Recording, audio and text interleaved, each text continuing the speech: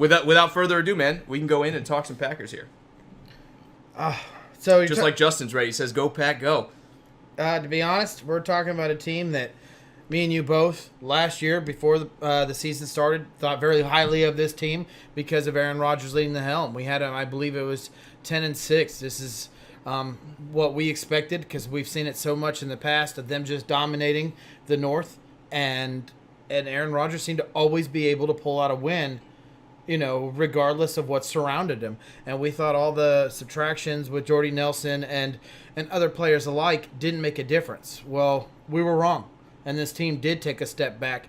And you could sit there and blame it on Aaron Rodgers being not fully healthy. You could sit there and say McCarthy got a little dry when he was, calling the plays and a little bit readable. And that's why Aaron Rodgers and him didn't see eye to eye. All that being said and done, they still ended the season 6-9-1, which is extremely, a poor season for the Packers when they always consider themselves at least a playoff team and always a Super Bowl hopeful. Yeah, Justin, I just noticed it's a little bit brighter in here. We're using a different camera today, and I'm still monkeying with the with all the stuff in the settings and everything. Obviously, we look a little bit different. Hopefully, we'll have that smoothed out a little bit for next time. But for now, I think we just got to keep powering through it. I'm with you, Drew. They kind of let us down a little bit. Even after last year, 2 years ago, when Aaron Rodgers had broken his collarbone and was injured, we said, not a big deal, right? He's going to come back. Well, we've seen another year where injuries, even though he played through a lot of kind of injuries and stuff. It started week 1 last year where he hurt his knee. He had to get a bunch of injections to come back in the game. You could tell by that press conference he was gassed out of his mind pretty much. How much health does Aaron Rodgers have left in his career is going to be a big factor in this. I think we probably went a little high. We did. Just by saying, he's going to be there and there's no reason to worry about that. But see, the thing is, you can't, even all this being said, you can't sit there and say that it was Aaron Rodgers. He still threw for over 4,000 yards. 25 touchdowns and 2 interceptions. I mean, this guy had a 62.3% completion rating. I mean, this is all that stuff right there is what you want to see. Usually you want to see the touchdowns a little bit higher than 25. But, to be honest with you, when you look at that, you're going, oh, that team's above 500. And no, they were not. No, absolutely not. I mean, I think the defense really let them down, too. The offense pretty much stayed rolling. And why don't we talk about that? They had the 12th rated offense in the league when it comes to yardage. They were 9th in the pass, 22nd in the run. So they were able to at least have one side of the ball getting things done. And then you look at the defensive stats. I mean, 22nd in scoring, 18th overall. They were 12th against the pass, but 22nd against the run. There was no stopping teams on defense for the Green Bay Packers. Do you think I think they kind of learned their lesson. You look at all these additions they made. They brought in a bunch of players to help them on the edge, especially in the passing game. They should be a lot better. To be honest with you, Justin, man, it didn't look like this until we went live. So yeah, I was gonna say we had a little bit of a color change there. I'm not sure what's going on, but we were already, running behind. So we just said, "Screw it, we're moving forward."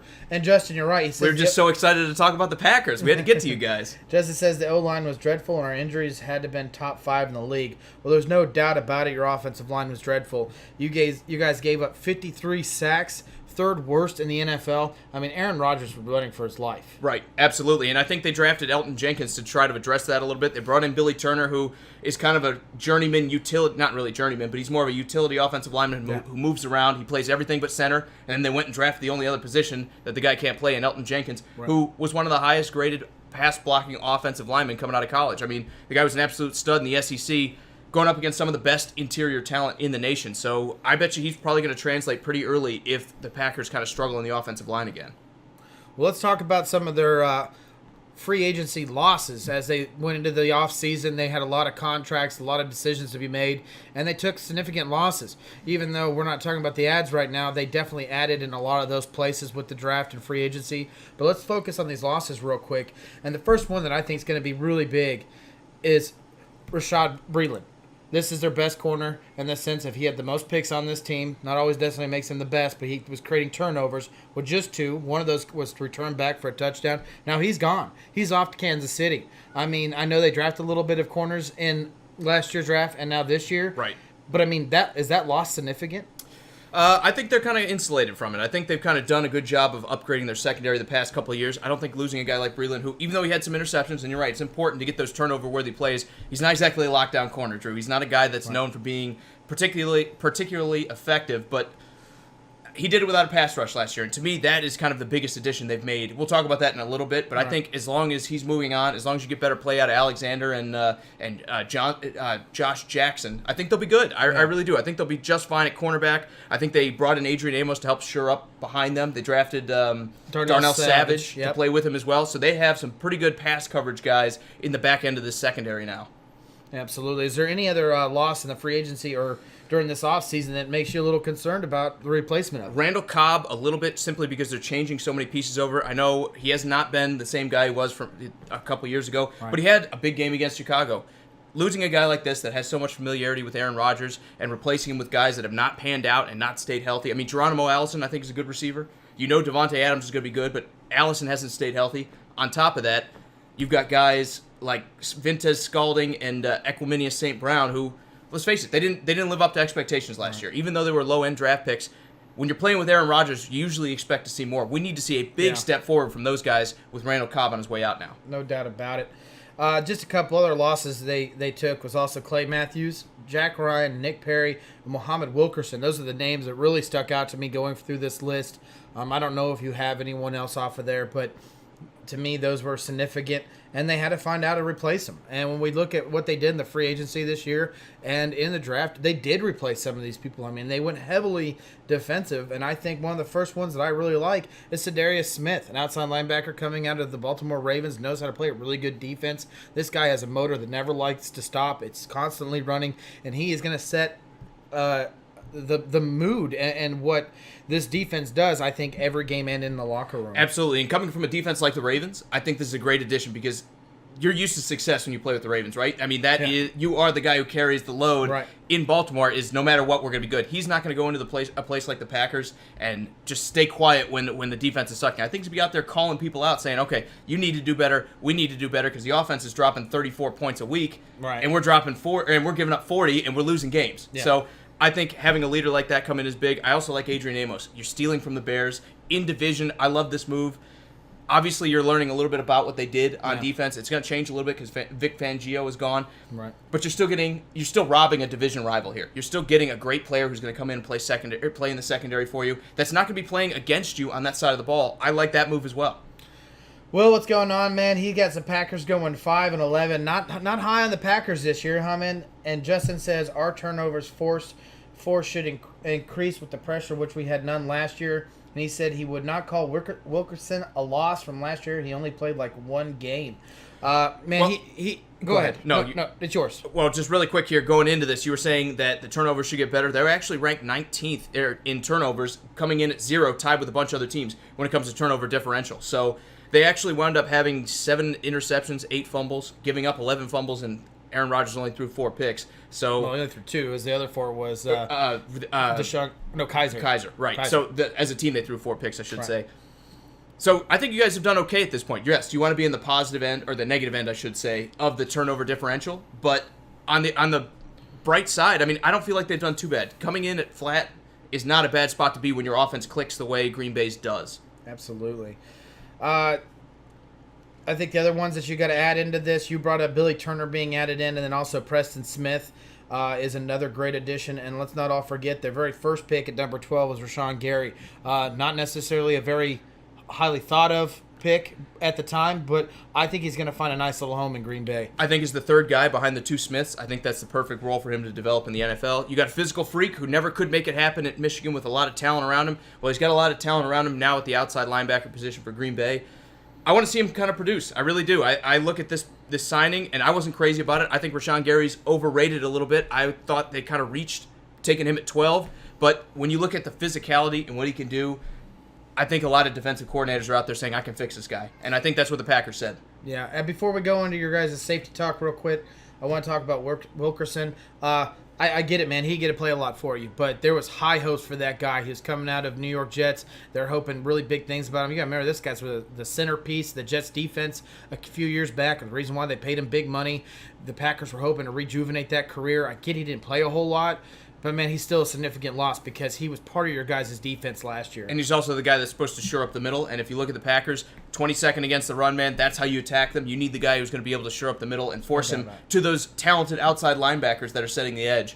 That's what I'd like to see. I would have liked to see a little bit more on the interior of the defensive line for the Packers, but I think beyond that, you can only address so many needs. I think they did a pretty good job of bringing guys in. I'm not a Rashawn Gary guy, but I'd say they had a very, very good offseason. Right. And let's just go ahead and get into this because you guys are already talking about the safety swap of the Bears and the Packers. Well, Clinton Dix going to the Bears and Amos coming to the Packers. Man, to be honest with you, I think you're looking at two different sides of what a safety does. I think you're looking at a little bit better of a cover and a little bit better of a run stopper in the two. I'd say the run stopper's more and I'd say Amos is a little bit better of a cover, in my opinion. And with Darnell Savage likely to start here, I think Adrian Amos is probably going to play the strong side of things. They may play more of a too-high kind of defense where your safeties both sit back and both play coverage more than anything. Right. Again, I think Adrian Amos is hands down better than Clinton Dix at this point. I like Clinton Dix. He's a mid-range safety. He's maybe a little bit above that, but I think Adrian Amos, you're getting a guy that's a top 5, top 7 safety in the league, at least from the strong perspective. I think it's an upgrade. You're getting younger, you're getting better, you're getting faster. I like this move by the Packers. Yeah, it costs you a lot. That's the only downside, right? You paid him a lot of money, but if you've got it to spend, who cares? Absolutely. All right, Drew, why don't we move into the schedule then? Let's do it. Are you ready? I'm ready. Week 1, we got them going to Chicago on Thursday Night Football at Soldier Field, just like last year. Do we see another barn burner? Because I'll just let you know, I started Randall Cobb in that game, and when he caught that touchdown and broke 3 tackles and got like a 70-yard touchdown, man, it was wild. I wasn't expecting it. I thought the Packers were done as soon as A-Rod went out. They managed to pull it off, though. Do you see that happening again? Oh, man. They're... Dude, to be honest with you, when I look at this Bears team, not a lot of subtractions, a lot of adds, except their defensive coordinator. And I think that's going to be a significant loss. I'm going to let you say his last name, Vic. Fangio, there we go. He did call all the plays in the defense for the Bears last year. He is the reason why that defense was always in the right spot because of his play calling. They are going to take a step back, I believe, not a significant one. The talent's just way too strong on that defense. But I think they're going to lose a little bit in that play calling until they get themselves all gelled and ready to go for the season. And week 1 against Aaron Rodgers, regardless it's at home, is going to be an issue. But I just don't know what the Packers defense with all these new pieces are going to be. Now, Will's already got this down as a loss, guys. Here's where you vote on this game. Are the Packers beating the Bears in week 1? Because when I look at this, I think the flip side here is the Bears are the team that are keeping the most consistency. Most of these defensive players, I know they subtracted Adrian Amos when they brought in Clinton Dix, but for the most part, the defense is coming back as a unit. Their offensive line is staying the same. Their running backs, I know they're going to have Tariq Cohen, who was basically the starter last year, returning. Jordan Howard is gone. All the top-end talent here are going to be coming back for the Bears here. Mitch Trubisky's going to have another year with the same offensive coordinator.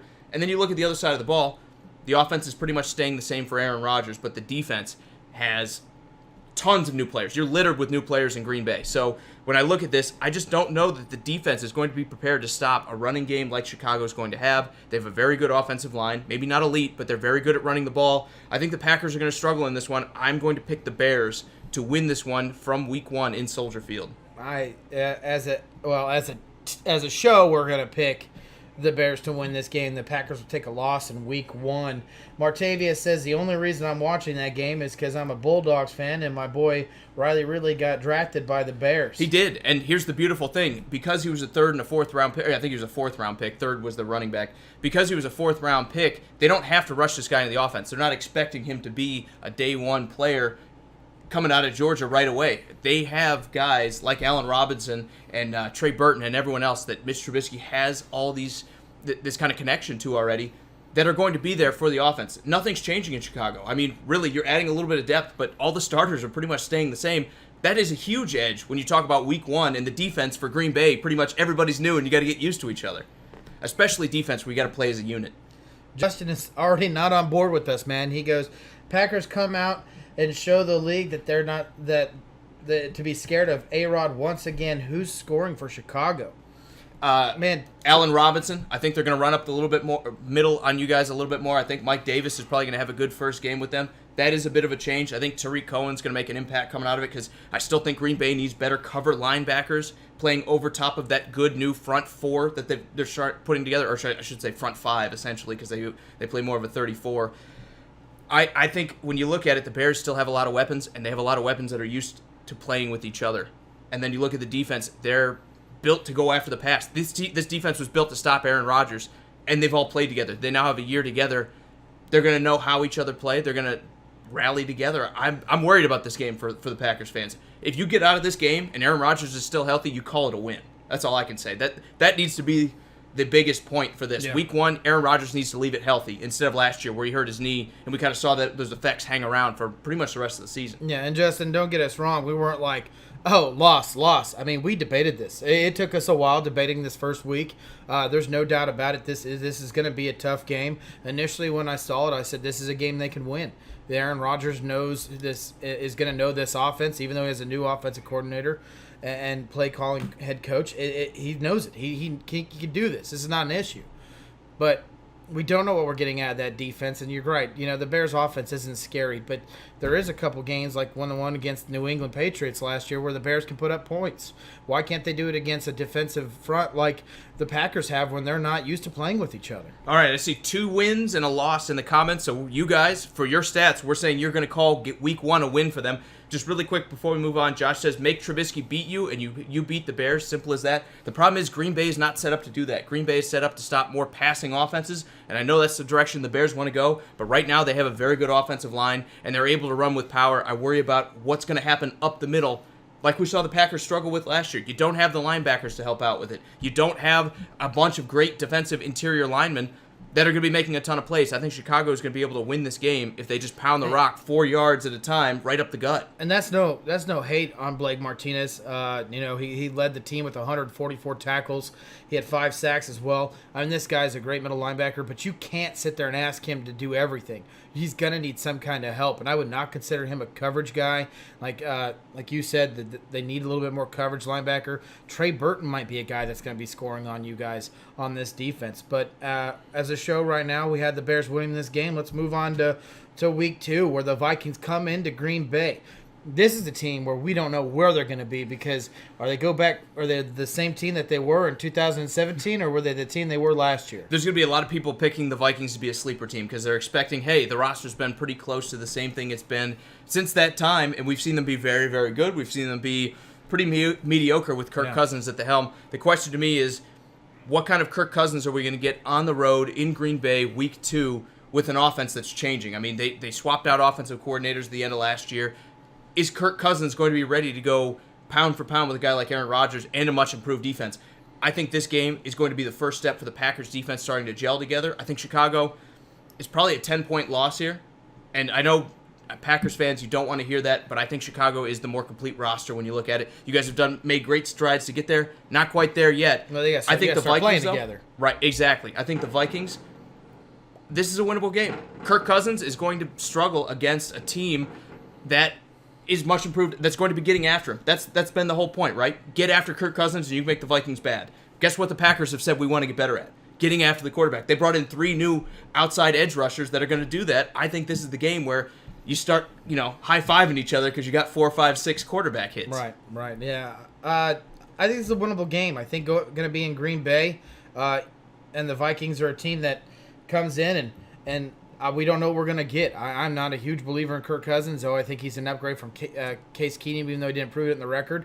I think this is a winnable game, and to be honest, I think this is a game that Aaron Jones is going to show the reason why they didn't go off and draft a running back. I think this is the reason why they're going to show that they gave up, or they put 5 yards per carry last year and ended up being second best in the league for average or per carry. So average per carry. I mean, I think this is a game where Aaron Jones might take over, and I'm going to go and say the Packers are going to win this game. I do too. I think the Packers win this one. I see 2 Packers picks here in the comments, so here's your last chance to vote if you want to. I think the Packers, by this point, like we said, they'll be looking to rebound from a loss in Week 1. They'll have 11 days to prepare for it, where the Vikings played on a Sunday instead of a Thursday. It's almost like an extra bye week. I think the Packers are the favorite here to win early in the season against the Minnesota Vikings. Let's talk about the Broncos next. Let's do it. Broncos are going to be coming into Green Bay. You talk about a team that has We need one more vote. Settle it in the... Oh, wait, no, we don't. Will voted twice. All right, we're going for another win for the Packers here for you guys. This is a coach and Vic... Fangio. I'm going to have to always have you say that first.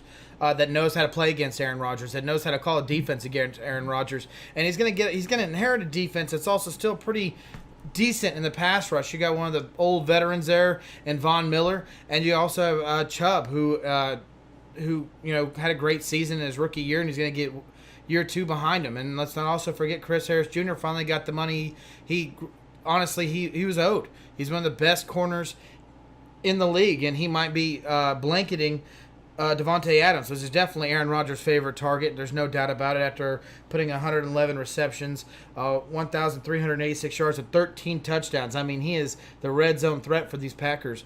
That all being said, we don't think that this offense the Broncos are putting out is going to be anywhere near what the Packers can put out. No, and I think this might be the game where we see the switch from Flacco to Drew Lock, because I think Flacco's going to take a lot of hits in this game. There's going to be a lot of blame thrown his way, but let's face it, the Broncos' offensive line has been anything but stellar for the past, how long, Drew? 3, 4, 5 years. Pretty much since Peyton Manning has left, the offensive line left with him. I think Joe Flacco's going to be under duress here, because this will be the game these defensive ends definitely make an impact here. I know the Vikings... I said at least, that they could make an impact in that game. The Vikings are better on the edge than they are on the interior. Guess who's not good on the edge, or really anywhere else? The Broncos. I mean, they have Bowles, who got hurt, and I do believe him coming back will be, maybe he can kind of get it going, but he was struggling before he got hurt last year. Yeah. I think from the edge, the Green Bay Packers are going to be after Joe Flacco a lot in this game. The only way I see the Broncos winning this is using those two running backs they have, Phillip Lindsay and Royce Freeman. I think if they can pound the rock a little bit against these Packers, control the ball, keep Aaron Rodgers on the sideline and frustrated, that's their best chance. But I'm with you. I think the Packers probably win this game. Will, you're absolutely right. We do have a lot of Packers fan in this show. That's why we let everyone know that we're going to be talking to the Packers during this off season of theirs and going into 2019 season. Don't worry, Will. When we talk about the Buccaneers, you'll be only one in the comments. Yeah. Nobody wants to watch the Buccaneers. Nobody wants to watch. But we did do it randomly. We did. Packers just came up first in our random number generator. So. Yep. Here we are talking about them. Can I beer you? Also, yeah, that would be great. Justin says the Broncos are a mess, but the fact that they have Flacco and Miller, but being at home, the Packers win. I don't think this is a home-away split. I really do believe the Packers will be the better team. Again, the longer this defense plays together, the better they will be. Thank you. Welcome. And I think the Packers, again, are much better set up to beat a team like the Broncos. Even though the Broncos play good defense historically, we've seen that kind of decline in years past. I just wonder what this defense is going to look like this year with a new defensive coordinator coming in. Because if you look at Fangio, last year the Bears were not any good until they brought in a guy like Khalil Mack. He's not a guy that makes talent better. He's a guy who knows what to do with talent. I don't know that the Broncos have as much talent on the defense as they used to. Did you say the Bears weren't good until they brought in Khalil Mack? Well, okay, let me say this again. The Bears were not elite until they brought in Khalil Mack. They were about the 10th best defense. And then they brought in Khalil Mack, and all of a sudden we're talking about them being the best of it or otherwise. But I don't feel like Vic Fangio makes guys better than they are. I feel like he uses talent to its ability. Did you read Justin's comment? Right there with the Broncos being a mess, yes. Yes, okay. I'm so sorry. I was not paying attention. I was grabbing beers. That being said, as a show, we're saying this is a Packers win for sure. So far to week 3, they are 2-1 as far as the show goes. And the show's got them 3-0. Austin says Packers. I'm seeing a couple other Packer votes. Everybody's all in on the Pack, starting off strong here in the division. Things get tough week 4, though. They do. Eagles coming to town. It's a short week. They get to play a Thursday night game against the Eagles. We're talking about probably one of the most complete teams on paper in the NFL. Justin, beers are not more important than what you have to say, okay? You're number one here.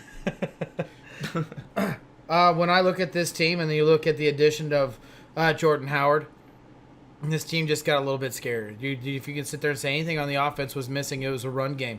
And I think someone like Jordan Howard, who's still young at the age of 24, coming to this offense, who has a really underrated offensive line, if Carson Wentz can stay healthy, the additions of Deshaun Jackson, this team is an elite team. And we can get into the defense, and I'll leave you to that.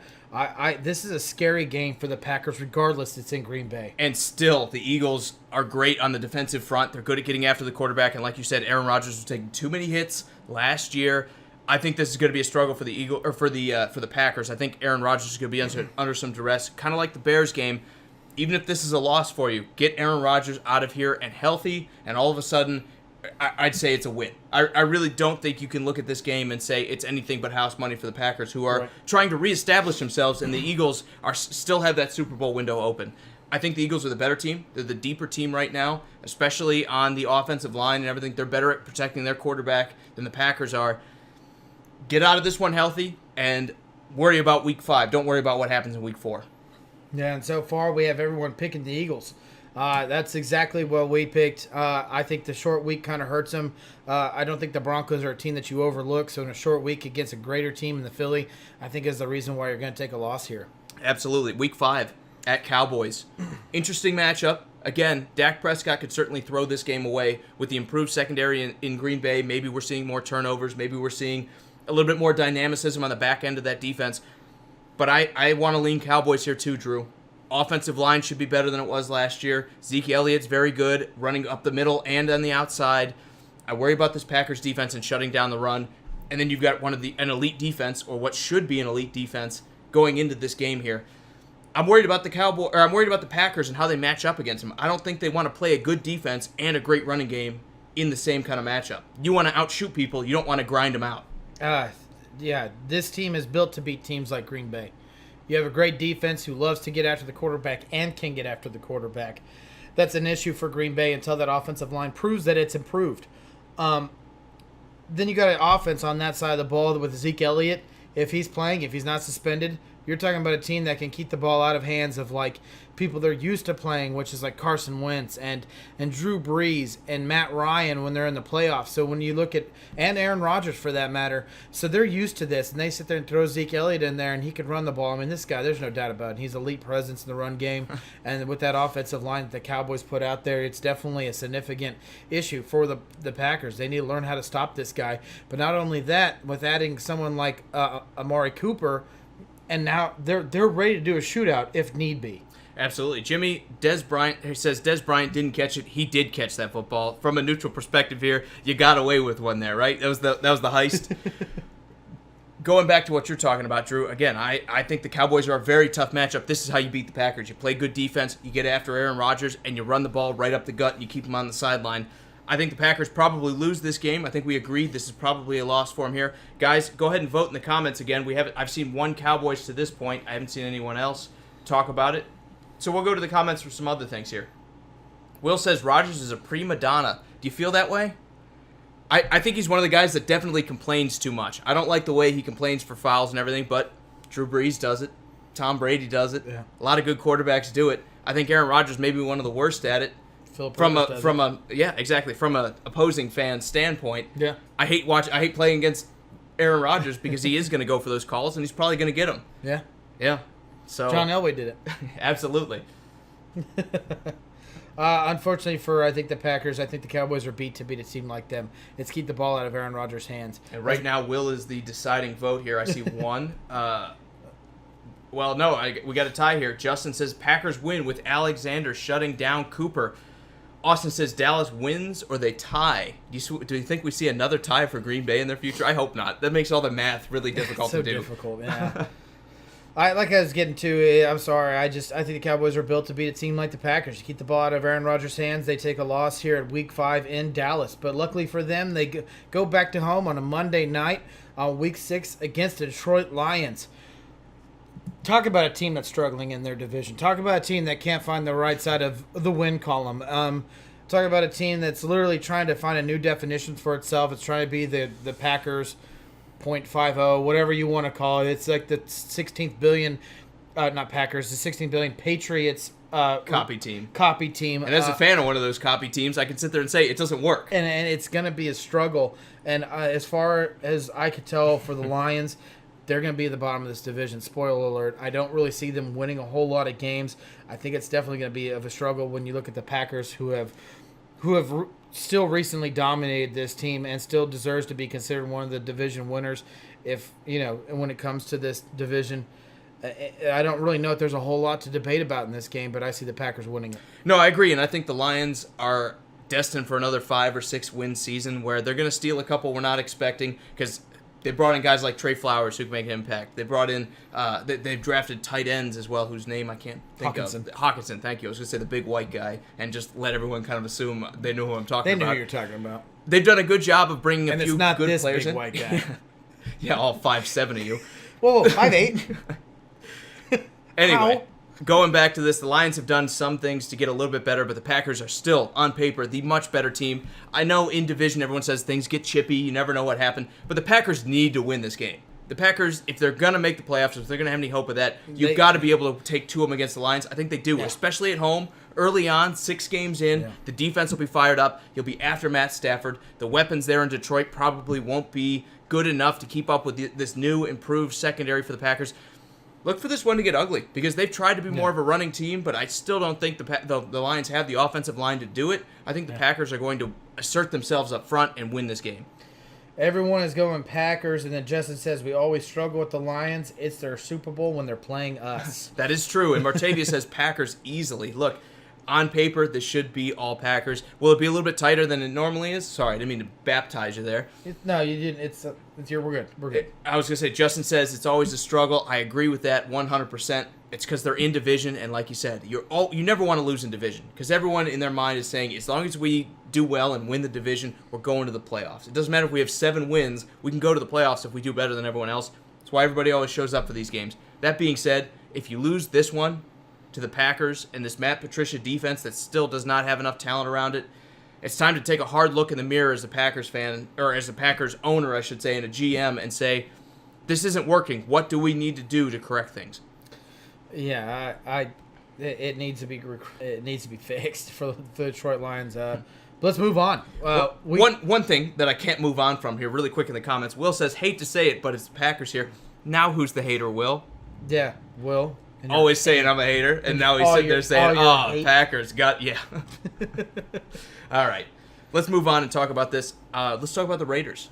Let's do it. Going into Lambeau, Week 7. This is going to be another one of those games that you cannot let slip by you. They should be able to handle it. I know the Raiders have gotten better on the bigger and hopefully better with Incognito on the offensive line. They've got a brand new Josh Jacobs who's probably going to get the lion's share of the carries. Are they going to ground and pound the Packers out of this game? No. This team is not built to do that. Even though they got a better offensive line this year from last year, I don't see it. I don't really fully believe that this team can sit there and just run the ball over and over. I think even if they had the lead, I think they're going to end up throwing the ball. And I know everyone has – not everyone, but there's a lot of experts going out there and saying Derek Carr is going to go back to his MVP caliber type of play that he played a few years back. I don't think it matters. I don't think it matters for the Raiders. I think that defense is still a dumpster fire. I think there's too much to fix on that defensive side of the ball. And if you get in a shootout with Aaron Rodgers, usually Aaron Rodgers is a victor of a shootout. I don't care what his weapons are. Absolutely. And here's your turn to vote, guys. If you want to pick Packers or Raiders, now is your chance to vote for it. When I look at this game, this should absolutely be Packers all the way. It's a trip-up game in that kind of sense that, yeah, maybe Derek Carr has an explosive 350-yard game, 3 or 4 touchdowns, but the way I look at this, Drew, this Raiders defense is still atrocious, man. I know they drafted some guys like Cleveland Farrell that are supposed to help out, but come on, dude. I look at this team, they're not going to flip it. They're not flipping the light switch with guys that probably should have been taken later in the draft than they were. Right. And they didn't add a lot of defensive players. They pretty much went all offense in free agency. Right. No, they definitely did. Justin has the Cheeseheads taking another one, so we are going to give the win to the Raiders here. Austin agrees with him. I think they do too. This has to be a Packers win if you want to have any hope for the rest of the season. You can't. When you look at some of these other games, you can't drop one to Oakland, especially at home. Yep, definitely, no doubt about it. This is a win for the Packers. Just like next week when we talk about them going on the road to Kansas City. Should be an easy win, right? Yes, super easy win. Unfortunately for them, they at Week 8, they find themselves in Kansas City on a Sunday night. I don't want to sound like a homer. I don't really want to, but I'm telling you right now, Kansas City is only going to be better. And I know they're going to take losses in, like if Hill's playing. I know that they don't have a run game with Hunt being gone, and they were just running off the willpower of Patrick Mahomes. But when you look at their defense, it was one of the worst defenses in the league. And you look at what they did, they completely revised it. I mean, talking about literally from top to bottom. They changed the whole scheme. They brought in tons of different players. Where do you go from the bottom? You can stay at the bottom, but what they do at going at the bottom, or what they do staying at the bottom, they went to the AFC Championship game. True. And we're maybe a better first half away from winning it. You're talking about, again, another season for Patrick Mahomes to be there. This is going to be his 3rd year with that offense, with Andy Reid calling all the plays. I think this is a team that if it's running the ball or if it's throwing the ball, this team is going to beat a team like the Packers. They're still trying to understand who they are from a last year's really dismal season, being 6-9-1, to a team in Kansas City that has Super Bowl bound hopes. I think this is a loss for the Packers, and as a show, we agree with it. And Justin says this is going to be a big old WI loss, unless we just destroy the defense they don't have. I think you guys are maybe missing, the key to things. Tyreek Hill may get an 8 or a 10 game suspension. If he does, and Tyreek Hill is not on the field to create all that havoc in the secondary, and it's just Travis Kelce, and you have the improved defense, and you have the pass rushers who are maybe going to disrupt Patrick Mahomes again, I think this is going to be a shootout. This is going to be one of the great games. They put this on Sunday night for a reason. No. I'm not going to sit there and say the Chiefs are losing this game, but everyone's sitting here writing this off and saying the Packers have no chance. Aaron Rodgers can keep up with a team in a shootout. The question is going to be who has the better defense. I look at this, and on paper, it's the Packers right now, right? Both of these teams have a lot changing on the defensive side. We don't know what it's going to look like. Frank Clark coming in for the Chiefs. You've got all these outside linebackers that we mentioned before. Rashawn Gary, both of the Smiths for the Packers. I get it. This is a bit of more of a coin toss to me, at least. And I have no dog in this hunt. Than I think we've talked about here. We've kind of written off this is just an instant loss going against the Chiefs. I'm gonna go right back to what it is when you're already at the bottom of the defensive scheme or ranking, and you try to change it all up, and you stay the same. It doesn't matter. It doesn't matter because this is still a team that won. But there's always worse, Drew. Every time you sit there and say it can't be any worse, there is always worse. And they lost multiple outside linebackers who make an impact. They lost the leader in Eric Berry, which even when he was hurt, was probably on the sidelines cheering everyone on and saying, hey, man, here's what you need to do. Look at this. Or you even just that word of encouragement, like, hey, man, you got it next time. You're losing a veteran in that, too. I'm still picking Chiefs, right? My money's still on the Chiefs. I'd say Chiefs by 6 or 7 points here. But when I look at this game, everyone's writing this off as, oh, this will be cake. I don't think so. Especially if Tyreek Hill's not here, this is going to be a big-time throwdown. I'm with Martavius. He says, I got the Chiefs. I think with Tyreek Hill not being there may be a factor, but he thinks Hardman will step up. And Justin says, no way. Mahomes, baby Favre, is insane. I don't see this ending good. I'm there with you, man. I really am. And I'm gonna pencil it down as a loss too. I'm just saying, Packers fans, don't go into it's house money. This is one of those games you go into and you say, if we win, that's awesome. If we don't, if this was in Green Bay, I would be more of a coin toss. But this is in Kansas City, the loudest fans in the NFL.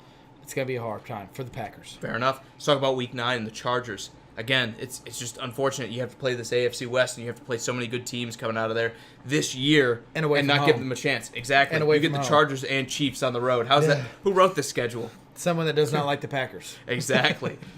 So you talk about the Chargers. Can they beat a team like the Chargers? Just like Kansas City, I want to say, yeah, this is going to be one of those games that if Phillip Rivers is not firing on offense, the defense has had 8 weeks to get it together. You may see some struggles out of the Chargers on the offensive side of the ball. I know Melvin Gordon's there, but we saw Melvin Gordon not make it through a whole season. I still got to go Chargers, right? They have the defense. They have the running game. They have Phillip Rivers chucking the ball all over the place. The Packers, I still don't think quite have the defense to just totally shut a team down. But this game, again, could turn into one of those shootouts that the Packers could wind up winning. I actually think the Chargers have a good chance of winning the AFC West. Even over my Chiefs, I think it's a good possibility. It'll go right down to the final couple of weeks of who gets to go as a first seed and who gets to go as a wild card. I think that both of these teams that you guys are facing are both gonna, if you guys made it to the Super Bowl, that you guys could see in the Super Bowl. I honestly think that both these teams are, if it's not a Super Bowl, it's a terrible season for them. I think they're both considering themselves Super Bowl bound. And like you said, Week 8 and Week 9 away from home against two of the best teams in the AFC. I don't see it being a win. I think this is another loss to the Packers. I agree with you there, Drew. I think the Chargers probably have more, at least on paper, than the Packers do. It's a never-say-die kind of situation for the Green Bay Packers where maybe the offense just clicks that week and they're able to pull a Patriots-level domination of this Chargers defense, or maybe the Chargers just don't bring it because, let's face it, this was a team that did not blow out a bunch of bad teams last year. Guys like the Bengals, guys like the 49ers hung with this squad. There's some teams that can win any Sunday. The Chargers are a team that can lose any Sunday, okay? And I'm sorry, Chargers fans, if you have to hear this. I'm not trying to sit there and hate on them too much. I'm with Austin, though. The Chargers are probably going to win this game, But it's not going to shock me if they lose. It really isn't. They have not come out and dominated teams the way they needed to for me to sit there and look at them and say, this is a team that should be a Super Bowl hopeful. Absolutely. We can talk Week 10 if you're ready. Justin says toss-up game. Toss-up can win, but still tough. With those trends, probably a loss. So he's going with the Chargers win as well, even though he isn't writing it down. He's doing it through other means of saying that his Packers are going to lose. Going into Week 10, to be honest with you, I think this is a team that you want to meet at this point in time. Or the Panthers coming into Green Bay. You're talking about a team that doesn't know who's going to be their starting quarterback. More than likely, Cam Newton will not be there. More than likely, the whole year he'll be gone with this shoulder injury. I know that they're saying he's doing a lot better, but this is the same thing about Andrew Luck. It's a very similar injury. Even if he is back, who knows what he's going to be. I know he relies on his run game, but guess what? You guys just put a defense together with players that are ready to beat someone like that. They have a lot of speed back there with Savage and Amos. Justin, he says loss. Okay, we lose. Well, probably anyway. Props to you for being a big enough man to sit there and say it's probably going to happen. But I think they bounce back here. This Panthers, is a great team to face before your bye week. Still a tough defense. You're still going to have some issues. You still got to beat them at home. I got to challenge that a little bit. But this is a winnable game. You say still a tough defense, but we saw this defense fold last year, right? I mean, they got off to that hot start. Right, but you still have a defensive-minded coach in Ron Rivera. But what happened when they played the Steelers? You still got Luke Kuechly. I mean, but okay, we all knew the Steelers were going to take a step back at this defense because of what they've been slowly taking steps back. This is a team that... And they played the Steelers, that step-back Steelers, and they put up, what was it, 52 points the Steelers dropped on them? Yeah, I look at this Panthers team. They used to be a good defense. I'm not going to give them that kind of credit right now. Still got Luke Kuechly. They do. Okay, they have a great linebacker, and that's great. They may be the best one in the game, maybe second behind Bobby Wagner. But who else do they have? Defense is a team sport, Drew. You can't just have one good linebacker and all of a sudden be great. You're right. I think the Panthers' defense has definitely decayed. The Packers are winning this game. They can do it on the ground. They can do it in the air. I think maybe with Aaron Jones, we're going to see one of those games where he puts up 95 yards and 2 touchdowns, and it's ugly football. But they're beating this Panthers team. I was giving them the chance. Okay. Martavius, you got to let us know who your team is because I know you say you don't like the Panthers as a division rival. We're not sure who you cheer for. Let us know. And it's not that I dislike the Panthers, but they have a lot of moving parts this season. They're a running team that doesn't have a good offensive line. They're a defensive team that the defense has regressed. So what do you do? Like, how do you win if you're a Panther? I said a tough defense, not a good defense. Okay, well, they can hit. I think it's the right move. I think not the right move. I think it's the right place to be at right before your bye week. We have the Panthers winning this game as a show. That is going into Week 11. If I did my math correct during the middle of this, they are 5-5. We have the Packers winning this, not the Panthers. That's what I meant. Yes. That's what I meant. Sorry. And going into Week 11, we have the Packers being 5-5, 500. So it's almost like they get to restart their season during their bye week. And Martavius has the Falcons as his team. I promise I'll forget it. And also, Austin says the Pack win too. I'm right there with you, man. I think this, again, if you're talking about having any kind of hopes going forward for a playoff run, this is one of those games you're going to have to close out because the Panthers, especially with no Cam Newton, are not going to be the team they used to be. I like Christian McCaffrey. I think Will Grier will eventually be a decent quarterback in the NFL. But right now, offensive line questions, defensive questions. This is a team you got to beat. If you want to beat the big boys, you got to beat a team like this. Yep. Bye week 11, it's right about when you want to have it. This is where you get everybody healthy and get everyone coming back for the second half of the season, and you close out strong. And then week 12, you get the 49ers, even though it's on the road, Drew. My money's on Jimmy G being hurt. By week 12, my money is on the fact that they're not going to have their starting quarterback, and the Packers are going to win this. It'll go back to my Raiders game. It doesn't matter if Jimmy G's hurt or not. When you get in a shootout, which I think that this game will have to turn out to be a shootout because that's just the kind of ball that Niners play and the Packers play. You get in a shootout with Aaron Rodgers, you lose games. I think that's honestly what the significant difference is here. I like Kyle Shanahan and what he's doing for the 49ers. I question a little bit somewhat of their draft. I know that people really like Nick Bosa. I thought they should have gone a different direction. And I've said I think you're smoking crack. I know. But I like Quinnen Williams. I didn't say that specifically. They could have gone that direction too. They're going to have a good edge rush. The question now is going to be what can the Packers do from the edge to defend? Because Nick Bosa, at this point in time, at the 49ers offseason isn't getting after their quarterback and they don't have a double-digit sack leaders and two of them, and Nick Bosa and Dee Ford, it's a failure. I agree. Because they put all their money in at getting at a quarterback. Money, draft picks. They've spent everything to get better on this defensive edge. If they can't put a hurting on the Packers from that defensive side of the ball and the entire defensive line, when you look at what they've spent from draft picks to money from free agents, they need to be better on the defensive front than they have been. I think they will be. The question is going to be what's behind that. I mean, their linebackers have regressed. Gone are the days of Patrick Willis and those great linebackers for the 49ers. And the secondary's not there either. I think the Packers are going to be able to chuck the ball all over the lot.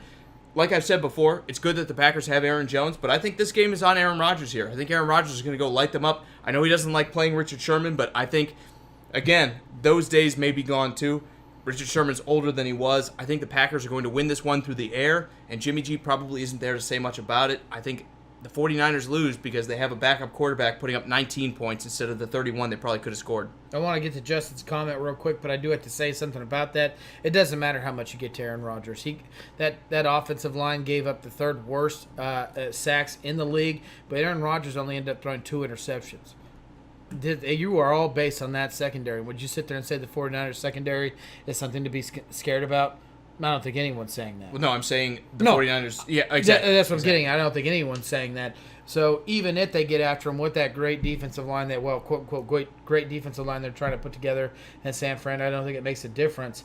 But Justin says that they win the bye week and not having tons of injuries to come out strong. Got high hopes there, man, and injuries are tough. And he says he's got them 7-3 going into week 11. We had them 5-5. But coming out of this, that's that striking opportunity that, okay, we've had our bye week. If we come out hot, we get into the playoffs, right? And the spoiler, we have them coming out hot. Exactly. I think the 49ers, again, just like everything else, is a winnable game and one that you must win if you're making the playoffs. And it's the same way when you go on the road and face the Giants the next week. I mean, the Giants at this point, hopefully the season's over. They've thrown in the white flag and you're able to just beat down Daniel Jones, who's now starting as a quarterback. Hopefully this defense frustrates him a little bit. So that's a win for the Packers is what we have. And so they're 6-5 and going into week 13, they find themselves up in the New York Stadium going against the Giants, a team that, like you said, Daniel Jones could be starting at this point. Would you say should be? Could be. Okay. What would you say should be at this point? I burped. So okay. I'm saying, is that if you're Dave Gettleman? It probably should have been. Okay. But could have been. Who knows? Absolutely. I agree with you, man. I think the Giants at this point are probably playing a rookie quarterback, and this turns into, what can we do? Well, hopefully this is not very much against this newfound Packers secondary and the newfound Packers pass rush. Maybe Saquon Barkley has a big day here, but I think that's acceptable as long as Aaron Rodgers does his thing against what might be, in my opinion, one of the worst one of the worst defenses in the NFL in 2019. I think the Giants have subtracted a lot. They've lost guys like Landon Collins. Yeah. They've lost guys like Olivier Vernon. Yeah. And they have not done a good job of replacing these guys. I know Jabril Peppers, who's been a perennial disappointment, is in the game too. When I look at this, I think the Packers are 100% on the roll here. I think their offense is going to have one of its best days of the season. They're going to pound the Giants into submission here, and I think this might be one of the blowout games that kind of inspires you to move forward for the end of the season. Justin said the Packers are going to find gold and blow out the Niners by 21. I think you're 1 week a little early. I think this is the blowout game. I think the 49ers can have enough power on their offense.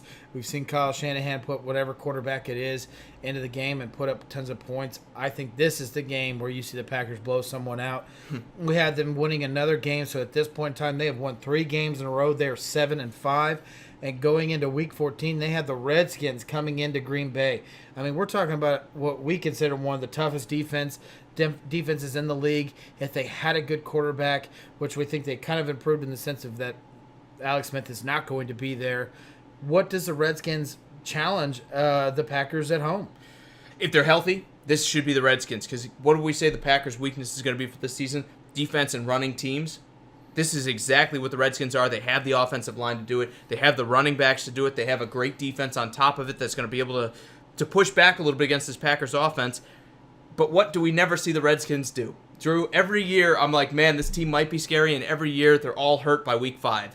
So when you're playing the Redskins, week 7. When you're playing the Redskins in week 14, I think there's going to be enough injuries on the table for them that the Packers are going to be able to sneak a win here. I really do. I think the Packers are going to be able to beat up on what's left of that secondary. And I think even with that great defensive front they have, one or two of those guys will probably be missing. The Redskins won't be able to stop the Packers in this one. Austin says, Washington surprise win. And Dale, he says, what's up, man? Miss both this. Kind of a bummer. Hey, man. It's always there for the replay if you want it. I know we're a little more red than usual. Again, new camera, and I've got some homework to fix it. But it's always there if you want to watch it. Yeah, absolutely. And we want your opinion because we're going through and getting the community's picks on these picks. You're going to compete with us during the regular season to see who we're picking for these guys. Yeah, absolutely. No surprise here. I've said it many times. The Washington Redskins are my second favorite team. They're my NFC team that I root for. I'm not gonna lie. I as much as I think that this defense is really good, as much as I think that they can get a run game going for the 2019 season for the Washington Redskins, I think if they're below 500 significantly, you're looking at an interim head coach at this point. I think it could be. I'm not saying that's what it is. I have not looked at their schedule. I can't sit there and go, "Oh, this is going to happen by this point in time." But if it is, the Redskins might be a dumpster fire at 14, at week 14. And that being said, I don't think the Packers are. I think the Packers are making the right moves to try to turn this organization around. And with that being said, as a show, we had the Packers winning this game. Absolutely. And now we're going to go with the loss with you guys because the only vote I see is for Austin. He's saying Washington has a surprise win here. I'm with you, Austin. This is one of those games that is really a make or break for the Packers. I know we've said that a lot in this NFL season, but they're one of those teams that's in the middle a little bit, and you need to win these close games if you're going to make the playoffs. So right. I guess we'll get to see. Also, let's talk about the Bears next. Yeah, week 15, the Bears are coming into Lambeau Field. I mean, they've already taken a loss at them in week 1 in Soldier Field. I don't really know how you could sit there and say that this team has gotten worse by week 15 unless everyone's hurt. You're talking about the defensive coordinator now having 14 weeks underneath them, including a bye week more than likely. I haven't looked at the Bears schedule. You're looking at a team where someone like David Montgomery has had time to sit there and get used to Mitch Trubisky and this offensive line and this offensive scheme that Matt Nagy runs. I really hate it. I really sit there and feel for you Packers fans that you have to face this defense that the Bears are putting out this year twice. And as much as I want to sit there and say the Packers could win this game, I actually see this as week 1 was a close game. But this week 15, Bears have Super Bowls in their eyes because this defense is going to be that good by this point in time. I think this is a game where the Packers are going to fumble the ball and take a loss. Absolutely. We'll talk about. Let me give 1 sec to go to the comments here, and then I'll talk about what I think is going to happen in this game. Justin says, "Are we going to do anything for a league or anything like that for the fantasy side of things?" We are. We're still in discussions of how we're going to do that and how we're going to get the most people involved. Again, we've got about 8,000 people on this page, and we want to get as many people involved as we can. We're going to talk about the best way to do that. We're going to do something. We don't know what it is, but we're going to do something. Well, there might be multiple. We might have a fantasy league with some of, I know Facebook does top fans. Don't promise anything. Because, again, we don't know what we're going to We deliver. don't know what we're doing. But we're doing something for fantasy. There's multiple. Well, I'm not trying to spoil anything because we don't know what we're doing. No promises here, guys. But we're talking about doing a league. We're talking about doing a league, which how do you make a fantasy league where it's still good, but there's too many players? You can't do that. You can't have 20 teams. It doesn't work. Absolutely. So we're trying to decide what our top fan base should be, and then we want to do something also where everyone's involved, and that's extremely hard. Exactly. So we'll figure it out, and we'll let you know as soon as we know. But for right now, stay tuned. That's all I can say for fantasy side of things. Also, let me talk about this Bears game. It's a shame, like you said, this defense is as good as it is. I'm the one who had to talk Drew into the sweep here. I think the Bears are sweeping the Packers in the regular season here. I think the defense is going to be too much for that offensive line you have up front. I think Khalil Mack is going to be a terror in the backfield of the Packers. They have so many guys. Leonard Floyd, they have so many guys on this defense that are going to make an impact this year more than anything. Now that they've got another year under their belt, that I think the Bears are going to be too much for the Packers. Whether it's at home or on the road, I think these will be close games. Aaron Rodgers will keep you in it. As long as you survive them and as long as Aaron Rodgers comes out healthy, you call it a win. For right now, though, I have to say I'm going Bears here. I think the Bears' running game, I think their defense is going to be too much for the Packers. More than that, they have a good passing game that has been kind of established, especially towards the end of last season and everything. This is a very good team that you have to admit is going to be the biggest rival in this NFC North division. No doubt about it. And Dale's got the Bears too. I've seen two Packers here, so right now I'm gonna go Packers here. I think the fans have gotten the Packers as far as they go. Man, I just don't see it, guys. Prove me wrong. That's all I gotta say is prove me wrong. I think this may be one of those games where we're like, what were we thinking in the offseason when we said this? But for right now, with where everything is and the injuries being what they are, I think the Packers are definitely the underdog in the series. No doubt about it. All right. Unfortunately for the Packers, not to interrupt you, unfortunately the Packers, they got to end the season these next 2 weeks away from home. Justin, I did count your vote, by the way. You don't get to vote twice, unfortunately. That was their last home game, and as far as what we saw it as a show, we saw it as a loss. So now they're going on the road, and not only are they going on the road, they're going against divisional rivals. And the first one they find late Sunday night is themselves in Minnesota against the Vikings. Yeah, and I think the Vikings will be better at this point. I think their offensive line will be better at this point. Just like the Packers need to build chemistry, the Vikings' offensive line needs to build chemistry with these new guards coming in. I think they'll be a lot better. I think they'll be much more prepared to face a pass rush like the Packers hopefully will have by Week 16. And I also think the running game's going to be there. Hopefully Dalvin Cook, for the Vikings fans out there, is still healthy. It's going to be a knockdown, drag-out fight, and the winner might be the one that moves on to the playoffs, and the loser might be the one that walks away empty-handed for this season. I just don't see you sweeping the Vikings. We gave them the win in Week 2 on the road. Week 16, you got some fatigue. At home. Now this is on the road. Well, that's what I'm saying. Week 16 on the road. Oh. Sorry if I said that backwards. You're fatigued. You've got injuries coming in. The Vikings may be more deep of a team than the Packers are. I got to give this win to the Vikings here. I think the Purple People Eaters probably pull this one off. Yeah, no, I'm right there with you. I think the Vikings win this game being in Minnesota. I think that tandem of receivers and Case Keenum finally getting like full 2 years with them. You're talking about the best duo in the NFL. If people debate me if they want to. You meant Kirk Cousins. You said Case Keenum. Oh, I'm sorry. Yeah, Kirk Cousins having another 2 years with them. This is the best duo in the NFL, in my opinion, of wide receivers. I think it's just going to be a little too much, even though I think the Packers really should win this game because they're looking for playoffs. You know, they want to be in the playoffs. I don't think this game is going to be the game that leads them into it, and I see them taking a loss. I agree with you. I think the Vikings probably win this one. And even though I've seen Austin saying the Vikings probably win, probably about a one-score game, and Justin saying you got the Bears sweeping us, well, who else is going to do it in the division? Maybe the Vikings. The Packers have a lot of questions to answer. You won 6 games last year. Yeah. You're a hard team to bet on. A tie's That's a all loss. I can say. A tie's a loss, man. It basically is. Everybody loses. Yeah.